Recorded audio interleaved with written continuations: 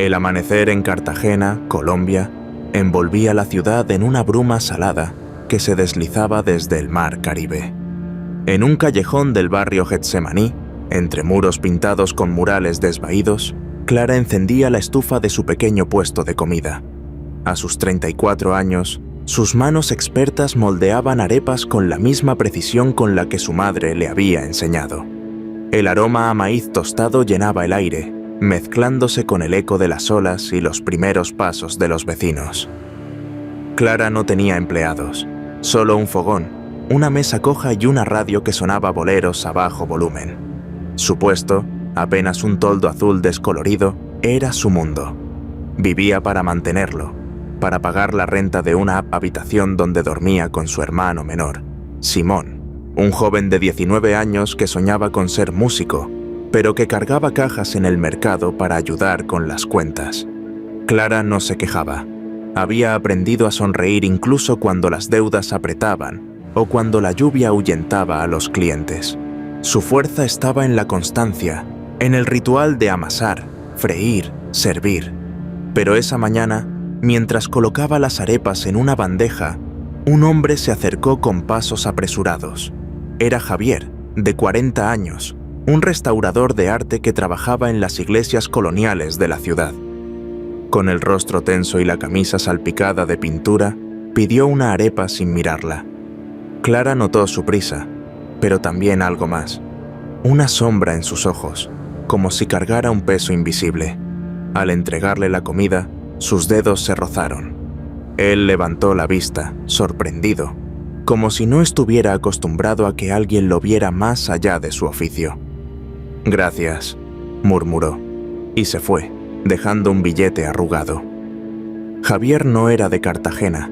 Había llegado desde Bogotá años atrás, huyendo de un matrimonio roto y una carrera que lo había consumido. Restauraba frescos en iglesias, pero su vida era un lienzo a medio pintar. Vivía solo, hablaba poco, y sus días se reducían a pinceles, yeso y el silencio de los templos. Sin embargo, algo en el aroma de las arepas de Clara se le quedó grabado. Al día siguiente volvió al puesto, esta vez sin prisa. Pidió un café y se quedó mirando cómo ella atendía a los clientes. Pescadores, taxistas, niños que pedían sobras. Había una calidez en sus movimientos, una danza sin esfuerzo que contrastaba con su propia rigidez. Clara notó su presencia, pero no le dio importancia. Había aprendido a no prestar atención a los hombres que se quedaban mirando. Su vida era el puesto, Simón, las facturas. Pero Javier regresó, día tras día, siempre con un pedido pequeño. Una arepa, un jugo, un café.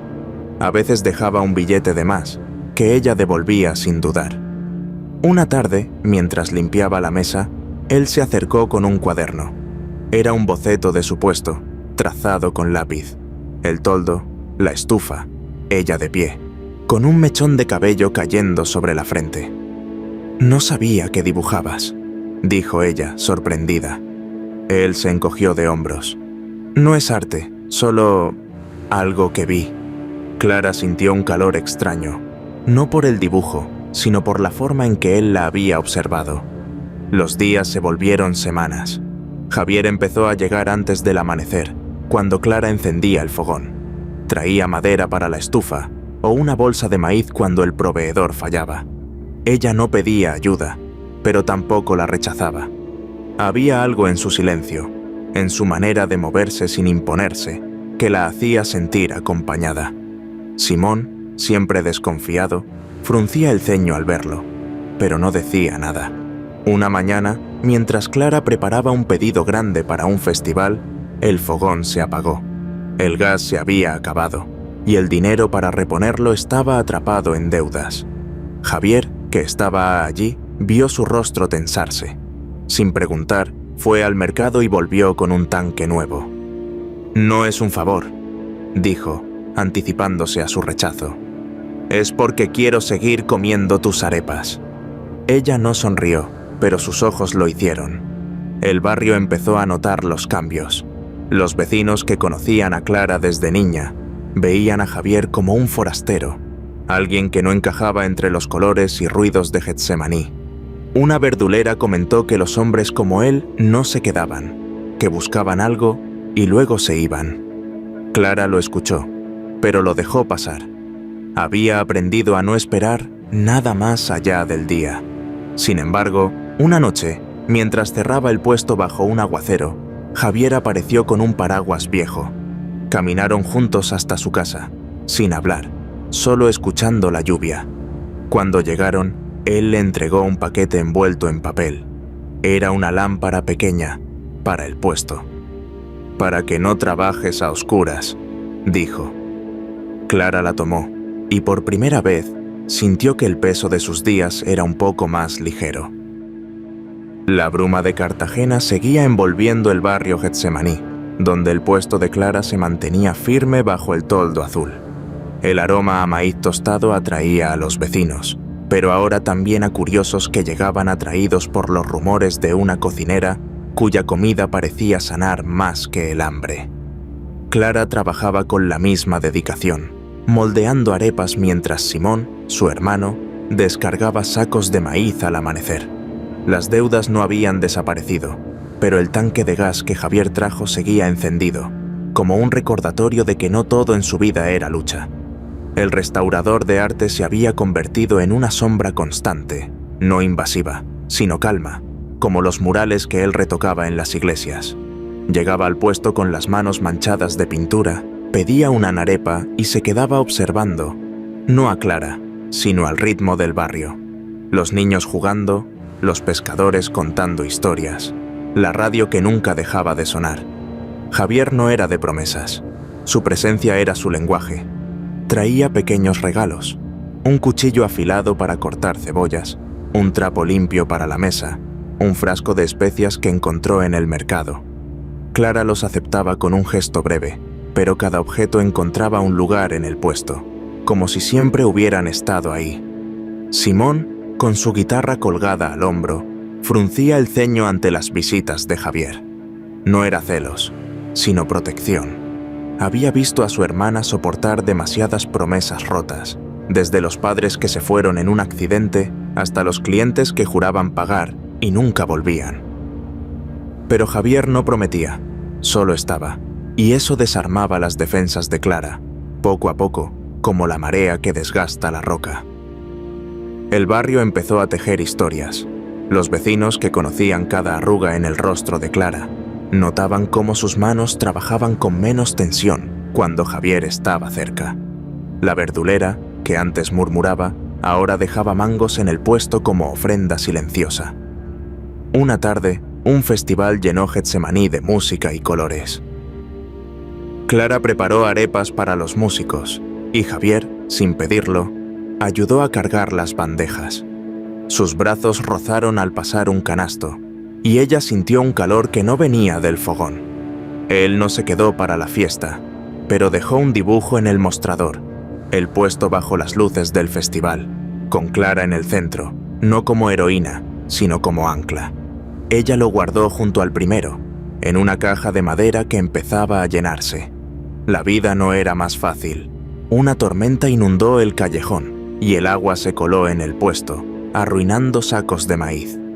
Clara limpió el desastre sola, con Simón en el mercado. Javier llegó al mediodía, empapado, con un balde y una escoba. Trabajó junto a ella, sin alzar la vista, hasta que el suelo estuvo seco. Clara no dijo gracias. En cambio, le sirvió una arepa recién hecha. Comieron en silencio bajo el toldo, mientras la lluvia seguía cayendo. Ese día, algo cambió. Clara empezó a esperar sus visitas, no con ansia, sino con una calma nueva, como quien espera la salida del sol. Javier, por su parte, dejó de trabajar hasta medianoche en las iglesias. Sus frescos seguían siendo perfectos, pero ahora tenían trazos más cálidos, como si la luz de las arepas se hubiera colado en su paleta. Simón lo notó. Una noche, mientras afinaba su guitarra, vio a Clara sonreír al guardar un trapo que Javier había traído. No dijo nada, pero empezó a tocar una melodía más suave, como si el puesto mereciera una banda sonora menos triste. Los clientes también cambiaron. Venían no solo por la comida, sino por la energía que Clara desprendía, una mezcla de resistencia y esperanza. El puesto, antes un refugio de supervivencia, se volvía un lugar donde la gente se detenía, no solo a comer, sino a compartir. Un pescador dejó un cesto de camarones como pago. Una anciana trajo un mantel bordado. Clara los aceptaba, no porque los necesitara, sino porque entendía que eran gestos de algo más grande. La amenaza llegó sin aviso. Una mañana, Clara encontró una nota bajo el mostrador. «Este callejón no es para ti. Vete». No había firma, pero el papel olía a pintura fresca, como las que Javier usaba. Su corazón dio un vuelco, pero no la rompió. La guardó en la caja, junto a los dibujos. Cuando Javier llegó, ella no mencionó la nota, pero sus manos temblaron al servirle. Él lo notó, pero no preguntó. En cambio, se quedó hasta el anochecer, ayudándola a cerrar. Caminaron juntos bajo la bruma, y Clara, sin saber por qué, dejó que su mano rozara la de él. No era amor, no aún, pero era un paso, pequeño y frágil, hacia algo que ninguno de los dos podía nombrar. La bruma de Cartagena seguía envolviendo Getsemaní, pero el puesto de Clara, bajo su toldo azul, se había convertido en un faro para el barrio. El aroma a maíz tostado se mezclaba con el bullicio de los vecinos, que ahora llegaban no solo por las arepas, sino por el calor humano que Clara desprendía. Ella seguía amasando con manos firmes, aunque la nota amenazante, con su olor a pintura fresca, seguía guardada en la caja de madera, junto a los dibujos de Javier. No había hablado de ella, pero su sombra pesaba. Simón, su hermano, notaba la tensión en sus hombros, pero seguía tocando su guitarra, como si las notas pudieran ahuyentar lo que no se nombraba. Javier, el restaurador de arte, llegaba cada amanecer, no ya como un cliente, sino como parte del paisaje del callejón, sus manos manchadas de pintura ayudando a apilar sacos o limpiar la mesa coja. La amenaza no volvió a manifestarse, pero Clara sentía su eco en cada crujido del toldo, en cada sombra que cruzaba el callejón al cerrar. Javier, sin saber de la nota, percibía su inquietud. Sus visitas se volvieron más largas. Se quedaba hasta que las luces del barrio se apagaban, caminando con ella hasta su casa. Sus gestos eran pequeños pero constantes. Un pincel que dejó para Simón, una cortina para el puesto, un cuaderno nuevo para sus bocetos. Clara, que había aprendido a no esperar, empezó aquí a encontrar consuelo en esa constancia. Sus manos, antes solo ocupadas en sobrevivir, ahora acariciaban los objetos que él dejaba, como si tocarlos fuera una forma de entenderlo. El barrio, testigo silencioso, cerró filas. Los pescadores traían camarones frescos. La anciana del mantel bordado cosió un delantal para Clara. Simón, que al principio desconfiaba de Javier, comenzó a compartir su música, tocando melodías que hacían que los clientes se quedaran más tiempo. Una noche, durante un apagón que dejó Getsemaní a oscuras, Clara encendió la lámpara que Javier le había dado.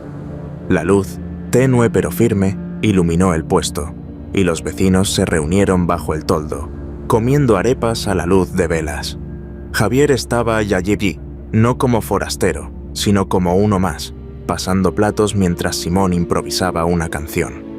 Clara sintió por primera vez que su puesto no era solo un refugio, sino un hogar colectivo. La verdad sobre la nota salió a la luz sin querer. Una mañana, mientras Clara ordenaba la caja de madera, el papel cayó al suelo. Javier lo vio antes de que ella pudiera guardarlo. Leyó las palabras: «Este callejón no es para ti. Vete». Y su rostro se endureció. No preguntó. En cambio, revisó el callejón, buscando pistas en los muros, en las latas de pintura abandonadas. Días después, descubrió que un comerciante rival, que quería el espacio de Clara para un puesto de comida rápida, había pagado a un joven para dejar la nota.